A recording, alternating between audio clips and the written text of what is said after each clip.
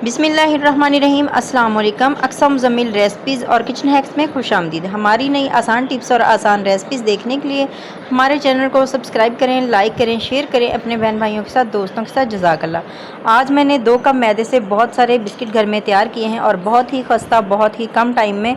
तो आपको भी अगर कोई बच्चे जो हैं वो तंग कर रहे हों कि हमने बिस्किट खाने हैं, तो आप बाज़ार से उनको बिस्किट ना मंगवा के दे सकते हैं। तो आप घर में अगर मैदा पड़ा हुआ है तो वो ले लें, नहीं तो घर के आटे से भी आप बना सकते हैं बहुत ही टेस्टी मज़ेदार से बिस्किट। और यकीन करें बहुत ही कम टाइम में ये आसान सी रेसिपी तैयार हो जाती है। तो चलें जी, शुरू करते हैं। बिस्मिल्लाहिर्रहमानिर्रहीम। यहाँ पर मैंने लिया है 1 कप मैदा और 1 कप ही मैंने आटा लिया है गंदम का। इन दोनों चीज़ों को मैंने छान लिया और मैंने छोटा वाला कप लिया है। आप जिस चीज़ से भी बना रहे हों आप उससे नाप कर लीजिएगा। अगर कटोरी से बनाना चाहते हैं तो कटोरी का नाप कर लीजिएगा। तो मैंने कप का इस्तेमाल किया। तो अब जो घी है ये भी मैं कप के साथ ही नाप कर डालूँगी। तो ये मैंने हाफ़ कप घी डाला है, जिस कप से मैंने मैदा नापा था। और हाफ़ कप ही मैंने पिसी हुई चीनी ली है। और ये वज़न में थोड़ी ज़्यादा होती है लेकिन देखने में थोड़ी कम लगती है। और हाफ़ कप ही चीनी लेंगे। और ये साबुत चीनी इसलिए इस्तेमाल कर रहे हैं कि ये देखने में भी खूबसूरत लगे बिस्किट के अंदर, और खाने में भी जब हम खाएंगे तो ये इसमें हमें टेस्टी लगेगी, तो क्रिस्पी सी हो जाएगी। और ये मैंने तकरीबन हाफ़ टी स्पून इसमें बेकिंग पाउडर डाला है। और अब हम इन सारी चीज़ों को एक बार मिक्स कर लेते हैं। और अगर आपके पास मिल्क पाउडर है तो आप इसमें मिल्क पाउडर भी डाल सकते हैं, तो उससे बहुत ही अच्छा सा फ्लेवर आएगा। सारी चीज़ों को अच्छे से मिक्स करने के बाद फिर हम इसमें थोड़ा थोड़ा दूध करके डालेंगे। अगर आपके पास मिल्क पाउडर हो तो फिर आप इसको पानी से भी, थोड़ा सा पानी लेके भी गूंद सकते हैं। अगर नहीं है तो फिर आप इसको दूध से गूंद सकते हैं, जैसे कि मैं आपको दूध के साथ इसको गूंद के दिखाती हूँ। तो टोटल जो दूध है वो इस्तेमाल जो इसमें होगा वो मैं आपको आगे जाके बताऊंगी। ये मैंने छोटी जो पवी होती है घर में जो चाय के लिए भी इस्तेमाल की जाती है, तो इसके साथ ये मैंने एक लिए पहले। तो इसको थोड़ा सा इसमें डालेंगे और अच्छे से मिक्स करेंगे। तो हमने इसको बहुत ज़्यादा नरम भी नहीं करना और बहुत सख्त भी नहीं करना। हमने इसकी ना नॉर्मल सी डो बनानी है। तकरीबन इतना सख्त होना चाहिए कि अब हम जब इसमें उंगली लगाएं तो वो हमारी उंगली दब जाए, उंगली से दब जाए। तो तकरीबन ये देखें, थोड़ा सा इसमें और डालेंगे। तो बस और ज़रूरत नहीं हमें पड़ेगी। तकरीबन हाफ़ कप ही हम इसमें दूध लिया है। दूध मैंने खालिस वाला लिया है, तो खालिस वाला दूध होगा तो उसी के साथ ही टेस्ट अच्छा आएगा। तो अब हम इनको तकरीबन इस आटे को अच्छे तरीके से 5 मिनट तक गूंद लेंगे। और बैलेंस करने के लिए इसको मीठे को थोड़ा सा इसमें नमक डाल देंगे। अगर आप स्किप करना चाहते हैं स्किप कर सकते हैं, लेकिन अच्छा फ्लेवर आता है अगर आप इसमें 1 चुटकी नमक की भी इस्तेमाल कर लें। तो पहले डालना चाहिए हमें नमक सारी चीज़ों के साथ मिक्स करने से पहले ही, लेकिन मैं भूल गई थी तो मैंने इस टाइम पर थोड़ा सा इसमें नमक डाला है। और अब हम इसको अच्छे तरीके से एक बार गूंद लेते हैं। तो यहाँ पर देखें, इसको तकरीबन 5 मिनट तक मैंने मुसलसल अच्छे तरीके से गूंद लिया है। और ये देखें इस तरह का सख्त होना चाहिए। तो जो हम समोसे के लिए डो बनाते हैं ना, उतना सख्त हमें इसको रखना है। तो अब हमें इसको रखने की ज़रूरत नहीं है। साथ ही हम इसके छोटे छोटे से जितना हमने बिस्किट बनाना है उस हिसाब से, अगर आप छोटे बनाना चाहते हैं तो छोटे बॉल बना लें, अगर बड़े बनाना चाहते हैं तो बड़े ले लें। इस तरीके से मैं दरमियाना साइज़ के इनको बना रही हूँ। तो सारे एक साथ ही हम बना लेंगे। और अब हम इनको इस तरह से हाथ से, जिस तरह से हम रोटी को बेलते हैं, बिल्कुल पेड़े को हल्का सा इस तरह से करके ऊपर से प्रेस कर देंगे। कोई भी आप इसकी शेप बना सकते हैं, चौरस भी बना सकते हैं, जैसा आपको पसंद हो। और ये तकरीबन सारा जो काम है ना सिर्फ आधे घंटे में हो जाता है, ज़्यादा टाइम नहीं लगता। एक साथ अगर एक साइड पे आप चूल्हे पे चाय रख दें, दूसरी साइड पे अगर आपके पास डो जो गूंदी हुई हो तो आप एक साइड पे बिस्किट रखते हैं, तो दोनों चीज़ें एक साथ ही तैयार हो जाती हैं।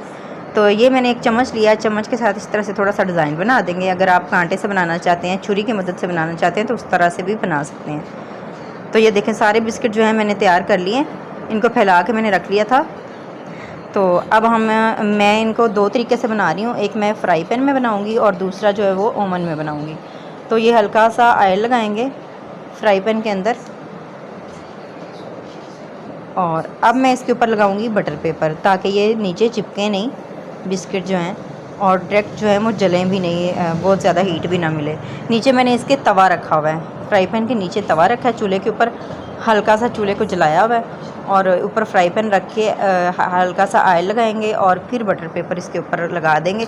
लेकिन बटर पेपर जो है वो अगर पहले सेट कर दिया जाए तो फिर ज़्यादा बेहतर रहेगा। तो इस तरह से भी लेकिन सही रहा था। तो ये देखें, इस तरह से मैंने हल्का सा ऑयल और लगा दिया, ऑयल या घी कोई भी चीज़ हो। तो अब हमने जो बिस्किट बना कर रखे हुए हैं, जितने इसमें आसानी से आ सकते हैं उतने ही हम रखेंगे। थोड़ा थोड़ा सा गैप दे के इसको हम रखेंगे। तकरीबन 6 से 7 या 8 बिस्किट इसमें आ जाएंगे आसानी से।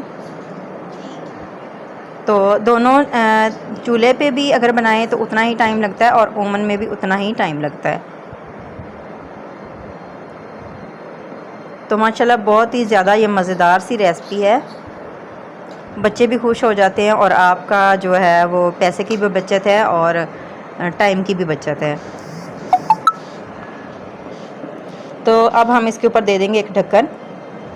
कोई भी पतीले का ढक्कन ले लें, देगची का कोई भी ढक्कन इसके ऊपर सेट आता हो तो वो इसके ऊपर दे दें। तो यहाँ पर जो हीटर है इसको मैंने 5 मिनट पहले चला दिया था ताकि ये अच्छे से गर्म हो जाए।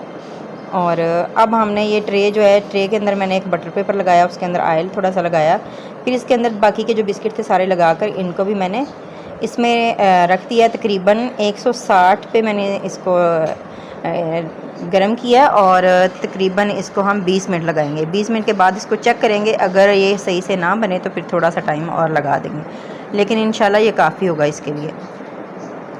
तो यहाँ पर इनको मैंने चेक कर लिया था एक बार, तो मैंने ना इनकी साइड चेंज की थी ताकि दूसरी साइड से भी ये थोड़े से पक जाएँ, जैसे कि आपको ऊपर से निशान नज़र आ रहे हैं। तो ये देखें माशाल्लाह दोनों साइडों से अच्छे से ये पक चुके हैं। तो अब हम इनको निकाल लेते हैं और अब चलते हैं हमारे ओवन की तरफ। और ये जो ओवन में हमने रखे हुए थे इनको तकरीबन 25 मिनट लगे। 20 मिनट पहले मैंने लगाए थे, लेकिन थोड़े से मुझे ज़्यादा ये वाइट लग रहे थे, फिर मैंने 5 मिनट और लगाए हैं। टोटल जो है 25 मिनट लगे हैं। और जो तवे पे हमने चूल्हे पे फ्राई पैन में बनाए हैं उनको तकरीबन 15 से 16 मिनट लगे हैं। वो जल्दी तैयार हो गए थे, लेकिन ये जो हमने ओवन में बनाए ये थोड़े से ज़्यादा उससे फूले हुए बने और ख़स्ता बने हैं। लेकिन माशाल्लाह दोनों की ही जो टेस्ट है दोनों का एक जैसा है। बहुत ही टेस्टी मज़ेदार से हमारे बिस्किट, खस्ता बिस्किट तैयार हुए हैं। ये देख सकते हैं आपके माशाल्लाह बहुत ही खूबसूरत लग रहे हैं। तो अभी मैं आपको एक बिस्किट जो है वो तोड़कर भी दिखाती हूँ। आप इनको शाम की चाय के भी साथ भी बना सकते हैं, वैसे भी बनाकर आप इनको स्टोर कर सकते हैं साफ़ किसी कंटेनर में, शीशे के बाउल में भी बंद करके रख सकते हैं। ये काफ़ी अरसे तक चल जाते हैं, ख़राब भी नहीं होते। ये देखें माशाल्लाह कितनी खूबसूरत से नीचे से भी कलर आया है। बहुत ही अच्छे तरीके से ये दोनों साइडों से पक चुके हैं और ये तोड़ने से माशाल्लाह बहुत ही क्रिस्पी लग रहे थे, जैसे कि आपको जाली सी इसके अंदर नज़र आ रही है। तो आप भी अगर बनाना चाहते हैं इस तरह से बिस्किट आटे के साथ भी बना सकते हैं और दोनों चीज़ें मिक्स करके भी बना सकते हैं। तो प्लीज़ मेरी रेसिपी को लाजमी शेयर और सब्सक्राइब चैनल को कर दिया करें और लाइक करना ना भूला करें और प्यारा सा कमेंट भी किया करें। अल्लाह हाफिज़।